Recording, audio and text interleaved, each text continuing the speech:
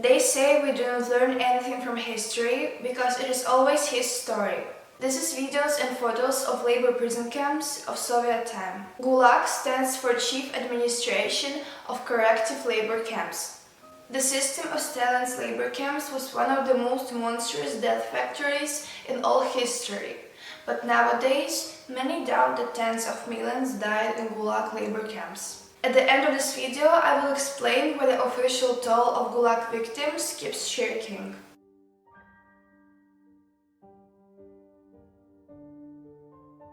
People were dying from exhaustion, starvation, hard labor.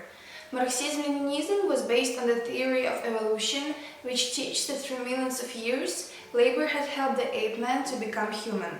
Here, in camps, they proved that this process is reversible. With little food and hard labor, they were able to turn human beings back into animals in just a few months. Nothing is left inside this once crowded barrack. There were 2 layers of plain beds with more than 120 convicts living in each barrack. A bottle of vodka, a legal drug that guards often sold illegally to prisoners. Political prisoners, so-called enemies of the state, and criminals were all kept together. Enemies were taken mostly from the ranks of prominent, intelligent and cultured people. Under the inhuman conditions of the camps, the civilized and cultural folks appeared to be less equipped for survival than the criminals. In camps, like in wild nature, brutal predator types survived. Feeding rack.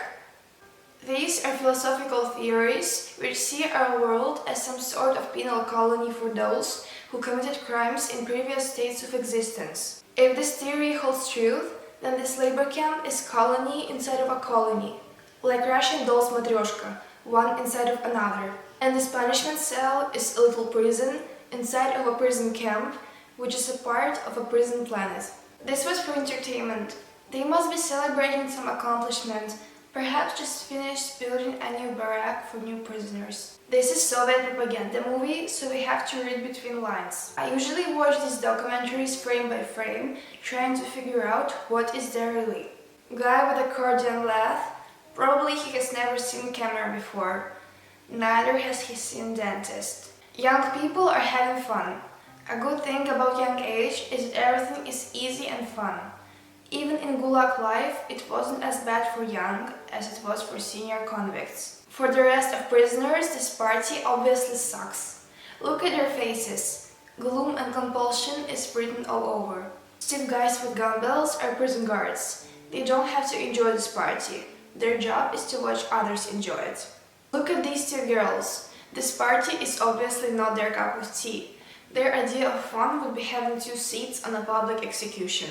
For entertainment in a club, they had acrobats making a star out of ribbon. Hopefully this lady was in time. Show's too exciting to miss. Newly arrived. Guy in bodybuilder manner shows how strong he is. Must be a Hercules by prison camp standards. My guess is we know who is GULAG Romeo here. Trying to smile, then gets anxious. Must be realizing this is a place where in half year one can go from Hercules to dystrophic. Soviets have been practicing repressions from the time of October Revolution in 1917, but started picking up in 1932. It is when the term enemy of a state was invented. This way, government sent message to all lovers of critical thinking, telling that their time is over, and from now on, silence is gold. Here is this message in form of an art. Author does not make a subtle point and tells, break the skull to enemy of a state. Wintertime was worse. They often had to work at temperatures as low as -50 Celsius, -58 Fahrenheit. Solzhenitsyn wrote that after -50 they knew it even without thermometer, because when one spit, it landed as a piece of ice on the ground.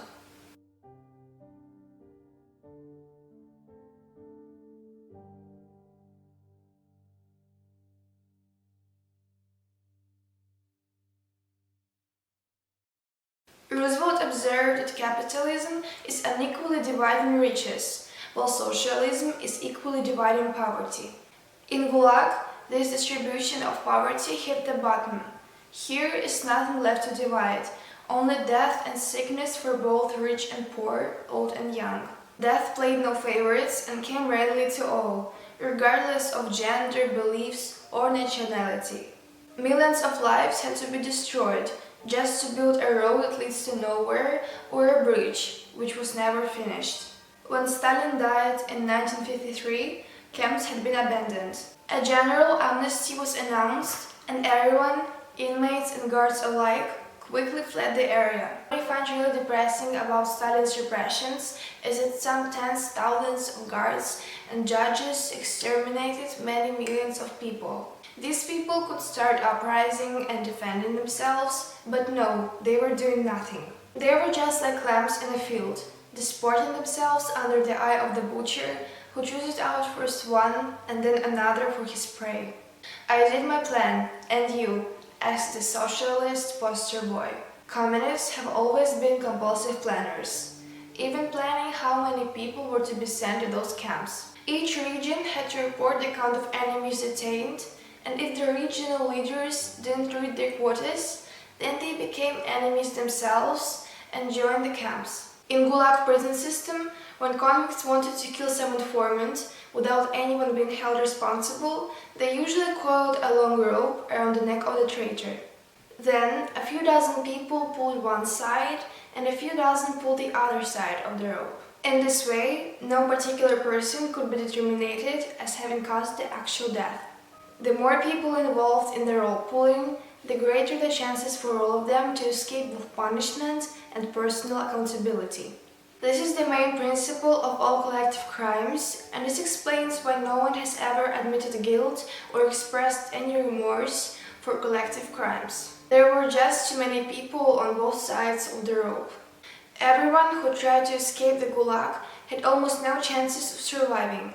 They had to walk hundreds of kilometers through forested wilderness. Still, some attempted, and when they planned the escape, they needed more convicts to join them, but only to be eaten. Speaking of medical care, it was only good in Soviet propaganda movies. In reality, in Stalin's Gulag prison camps, they were short of pills, so whoever visited the doctor was receiving analgin, which was the same pill for all illnesses. Sometimes the doctors broke the pill in half and told the prisoners, take one half for the fever and the other half for the ulcers. Just don't forget which half is for what. To establish their iron rule, communists thought that they had to rid society of all thinking and honest people. Such types are always a threat to despotic regimes. They almost succeeded. In 70 years, they rooted out many values, beliefs, and traditions that had been cultivated for centuries. After they killed the brains of the nation, the Soviet Union became kind of a laughingstock. A national bully that everyone feared because it was stupid and fat with nukes. When this mindless giant has collapsed in 1991, people were celebrating victory, but unfortunately without wise, intelligent and conscious people, which were lost in Gulag. Living a normal life is not possible, and so instead of one mega-sized despot like Stalin, we now have many despots and autocrats of smaller caliber, like almost all presidents of former Soviet republics. Most historians believe that repressions began in 1932 and peaked in 1937. Incoming traffic only slowed down in those camps with the beginning of Great Patriotic War in 1941. Why? Gulag convicts could instead choose to join army penal battalions and risk death under bullets. In 1945, World War II ended and millions of such convicts returned to the camps. The repressions actually lasted until Stalin's death in 1953. If you are wondering what kind of crime these prisoners committed, most were sentenced for telling political anecdotes. Listening such anecdotes and not reporting was also a crime. Telling the truth in totalitarian state was dangerous, yet popular. Many were doing it.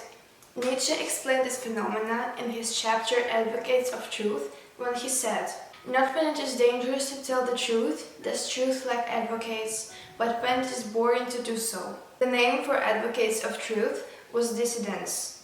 Now, with war and new repressions, we are lacking such people. Consumerism is kind, so nowadays, in our post-totalitarian consumer society, we are granted right to tell what we think, and consequently, truth lost its defenders. In totalitarian state, government is hiding the truth from people. In consumer society, people are hiding the truth from themselves. So, it is much easier for government to twist and turn true facts now than it was 8 years ago. How lucky I am not to be born in the first part of 20th century.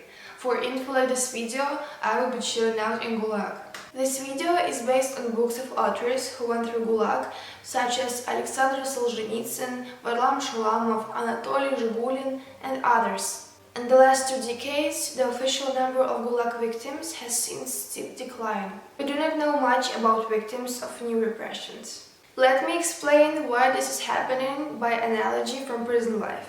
This will help to understand why not many want to see the victims of GULAG as well as victims of wars or industrial accidents. When someone died in one of Stalin's prisons, the cellmates would cover the dead with a blanket to make it look like the victim was merely sick. This way, a couple of dominating alpha male prisoners would receive an extra daily food ration.